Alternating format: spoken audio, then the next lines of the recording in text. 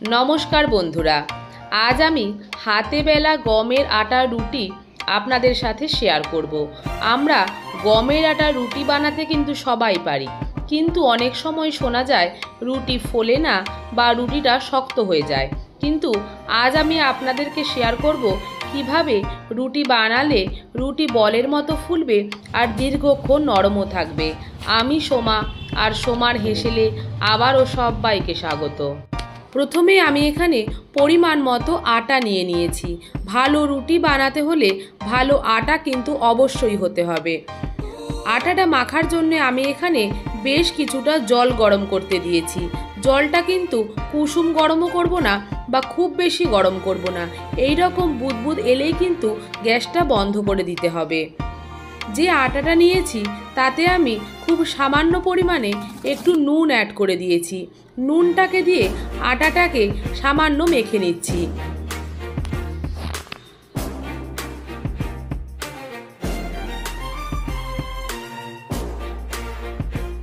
এরপরে যে আমি জলটা গরম করে রেখেছিলাম সেই অল্প অল্প জলটাকে দিয়ে আটাটাকে চেপে চেপে মেখে নিতে হবে। খেয়াল করবেন জলটা কিন্তু একেবারে অনেকটা ঢেলে দেবেন না, এতে কিন্তু আটাটা নরম হয়ে যেতে পারে আর তাতে মাখতে ভীষণই অসুবিধে হবে।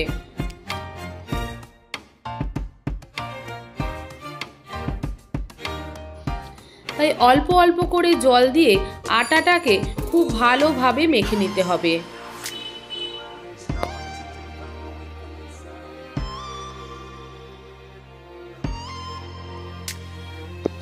এখানে আমি আটাটাকে দিয়ে একটা আটার ডো বানিয়ে নিয়েছি। দেখুন বন্ধুরা, আটাটা কিন্তু অনেকটাই মাখা হয়ে গেছে। আবার হাতে অল্প অল্প করে জল নিয়ে আটাটাকে চেপে চেপে মাখতে হবে।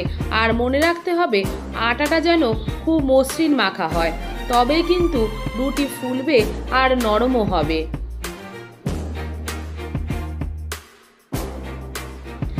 আটাটা কিন্তু মসৃণভাবে মাখা হয়ে গেছে। এরপরে আমি একটা ঢাকনা দিয়ে আটাটাকে 30 মিনিট মতো ঢেকে রেখে দিচ্ছি। 30 মিনিট পরে ঢাকাটা খুলে নিচ্ছি। আটাটাকে আবারও 1 মিনিট মতো মেখে নিচ্ছি। আটাটা কিন্তু খুব মসৃণভাবে মাখতে হবে, খুব শক্ত করে মাখলে বা নরম করে মাখলে কিন্তু চলবে না, এতে কিন্তু আটাটা বেলতে ভীষণই অসুবিধে হবে। এরপরে আমি আটাটা দিয়ে লেচি কেটে নিচ্ছি।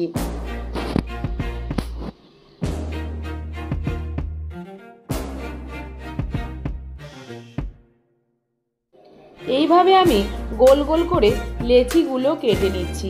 আর যে অবশিষ্ট আটাটুকু রইল সেটাকে সব লেচিগুলোতে সমানভাবে ভাগ করে দিলাম।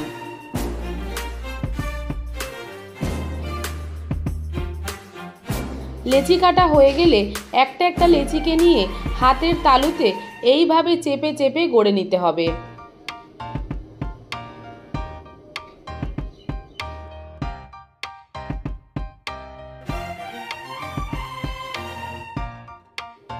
এখানে আমি আটাটা দিয়ে 11টা মতো লেচি বানিয়ে নিয়েছি। এরপরে আমি রুটিগুলোকে বেলে নিচ্ছি। প্রথমেই চাকির উপরে একটু শুকনো আটা ছড়িয়ে দিচ্ছি আর তারপরে একটা একটা লেচিকে নিয়ে দু পিঠে ভালোভাবে শুকনো আটাটাকে মাখিয়ে নেবার পরে চেপে চেপে ভালো মতো বেলে নিচ্ছি। রুটি বেলার সময় যদি রুটিটা ঘোরে তাহলে কিন্তু চারিদিক সমানভাবে বেলা হয় আর তাতে কিন্তু রুটি ভীষণই ভালোভাবে ফোলে। খেয়াল রাখতে হবে রুটিটা যেন খুব মোটা করে বেলা না হয়, তাতে কিন্তু রুটিটা নরম থাকবে না। আমি একসাথে অনেকগুলো রুটি কিন্তু বেলে নেব না, আমি এক একবারে দুটো করে রুটি বেলে নিচ্ছি। আর অবশ্যই বাকি লেচিগুলোকে ঢাকনা দিয়ে ঢেকে রাখতে হবে।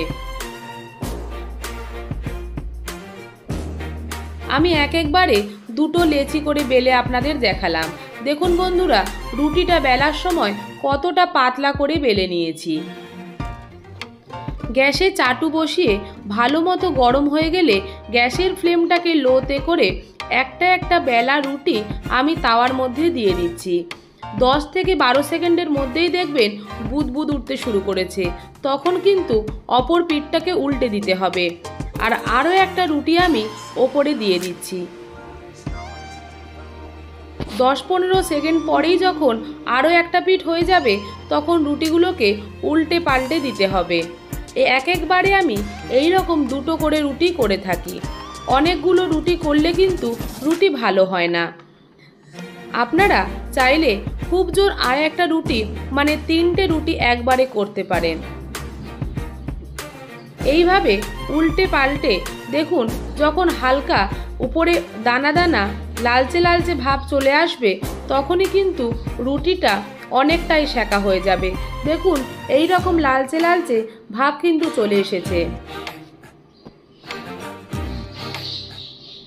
চাটুটাকে আমি অন্য আরেকটা গ্যাসে সরিয়ে রাখছি আর এই গ্যাসে আমি রুটিটাকে সেঁকে নেব। একটা জালির মধ্যে রুটিটাকে দিয়ে রুটিটা যখন ফুলতে শুরু করবে তখন খুন্তি দিয়ে ঠিক এইভাবে চেপে চেপে দিতে হবে। তাতে কিন্তু রুটির সমস্ত দিকগুলো খুব ভালোভাবে ফুলবে। আমি আরও একটা রুটি ফুলিয়ে দেখিয়ে দিচ্ছি। রুটি ফুলতে শুরু করলে ঠিক এইভাবে খুন্তি দিয়ে চেপে চেপে দিচ্ছি। দেখুন রুটিটা কিন্তু বলের মতো ফুলেছে আর সমস্ত রুটিগুলো খুব ভালোভাবে ফুলবে এবং অনেকক্ষণ নরমও থাকবে। দেখুন রুটিটা কতটা সফট হয়েছে। আর নরম থাকার টিপস আমি এখনই দিয়ে দিচ্ছি।